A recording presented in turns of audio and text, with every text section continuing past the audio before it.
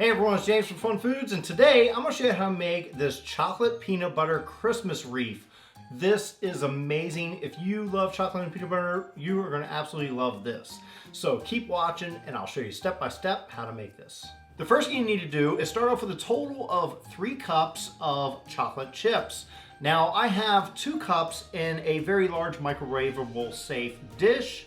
I'm going to microwave this portion till it's almost completely melted. This one I'm not microwaving. We're going to temper our chocolate. And let's start with this. This is the one with 2 cups.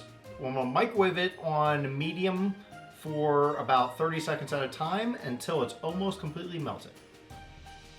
So after a couple minutes in the microwave, and I did it only 30 seconds at a time, you'll see there are some parts of this that aren't melted. There's a few chunks in here.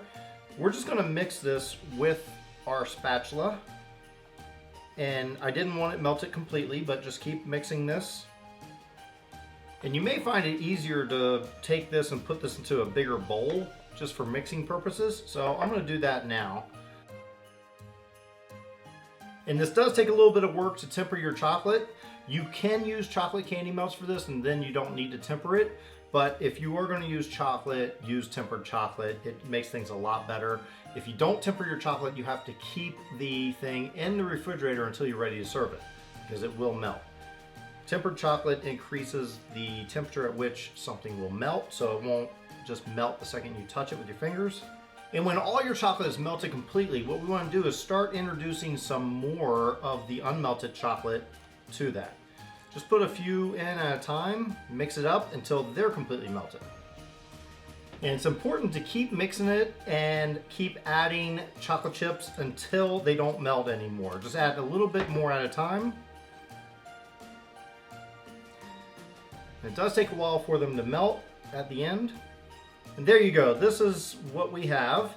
Now we're going to move on to the next step. Now what I have is this giant silicone donut mold, and it comes in 2 different halves. So this is perfect for this recipe. I'm just going to lay them out on a cookie sheet so I can move them around easy without messing things up. And what I want to do is fill these with some chocolate, but not all the chocolate. So I'm just going to scoop out some of this tempered chocolate and I'll put some in here. I'll spread it around with that first. Get good coverage. It doesn't have to be perfect right now, but we're going to do a couple different batches of this.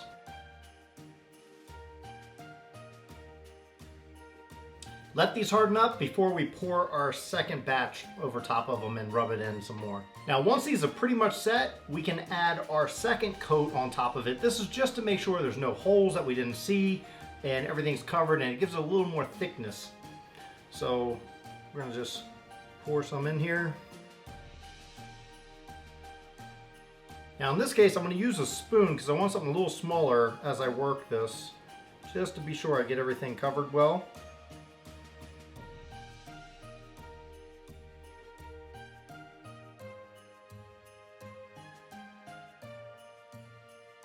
Now that that's done, we're going to let that sit and harden up completely before we move on to the next step.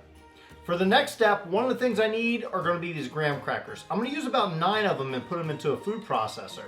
You can just put them into a plastic bag and smash them down to crunch them up, but I want them really fine, so I'm going to use a food processor for this.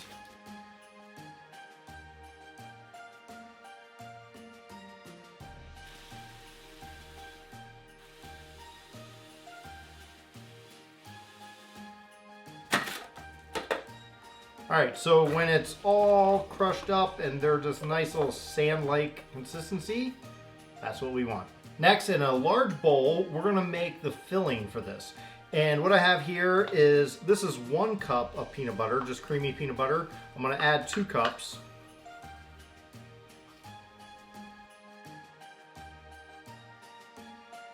Next, I'm going to add our graham crackers that we finally crunched up. Give it a little mix through. I also have 2 cups of powdered sugar, but I'm only going to use half at a time and see how it looks.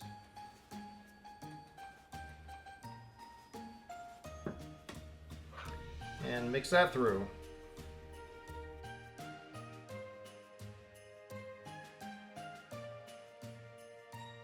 Now we can mix in the rest of our powdered sugar.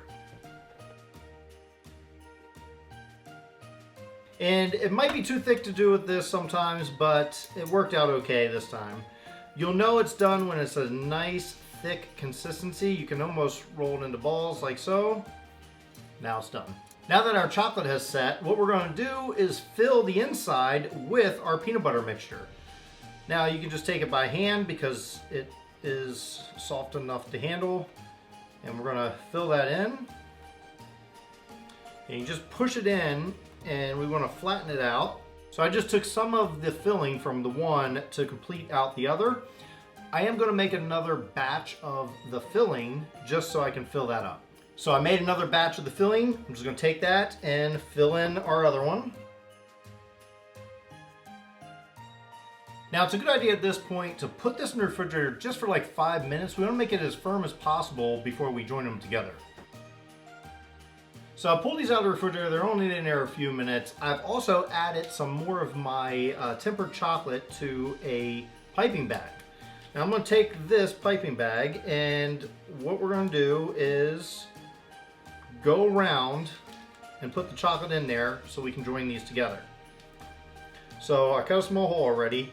I'm going to put some chocolate right around the outside here.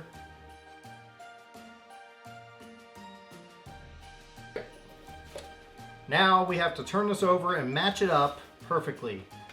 So we'll take this and we'll flip it over. It is a messy process, but it's okay. We can clean that stuff up. Just match it up. We're going to put this back in the refrigerator. Alright, so our chocolate and peanut butter have been in the refrigerator for a little bit, about 15 minutes. I'm going to pull it out, and I have a serving dish. This is what I'm going to put it on. So to do that, first I want to remove the top layer and then the bottom. So we'll take our silicone off.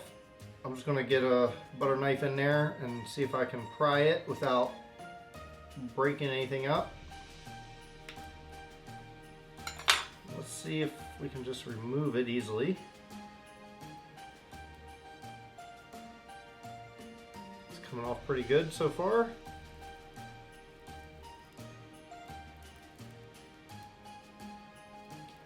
So far so good. Nice. So I'm going to flip this over now that I got it uncovered on our serving dish. And then remove the top part.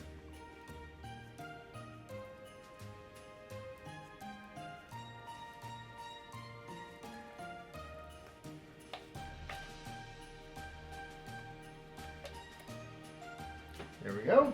Now we gotta just trim around the sides and in here. I'm just gently going around it with a butter knife.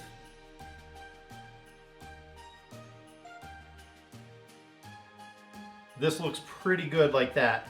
Now, because I want this to look like a Christmas wreath, we have to decorate it. And to do that, what I'm going to do is I took 3 red M&Ms. I'm going to put it with the M side down so you don't see the M. And we're going to put them like they're holly. So I'm just going to take some red candy melts that I melted and squirt a little on here, just enough to hold it in place.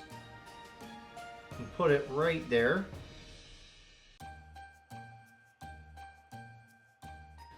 Also, what I need to do is draw a bow.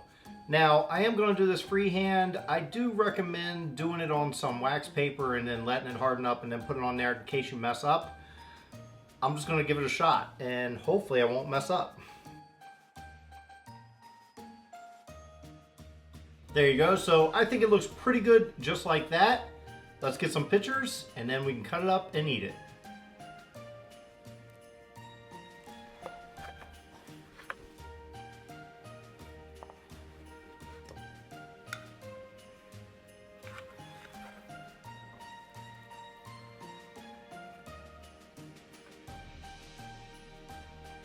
Well, now it's time for the taste test. I'm going to dig into this. I am going to use a fork. You could use your hands and just pick it up and bite into it like a big, giant Reese's peanut butter cup. But this is really amazing. I gotta try this out and see how it tastes.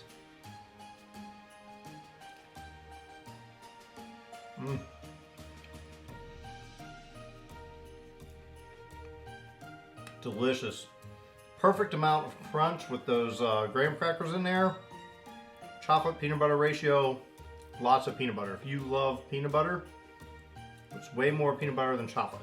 Well, thanks everyone for watching. I hope you enjoyed watching me make this chocolate peanut butter Christmas wreath. It was a lot of fun making this. Very simple to do. If you need to get a hold of that donut mold, that silicone donut mold, I will put a link in the description below so you can get one.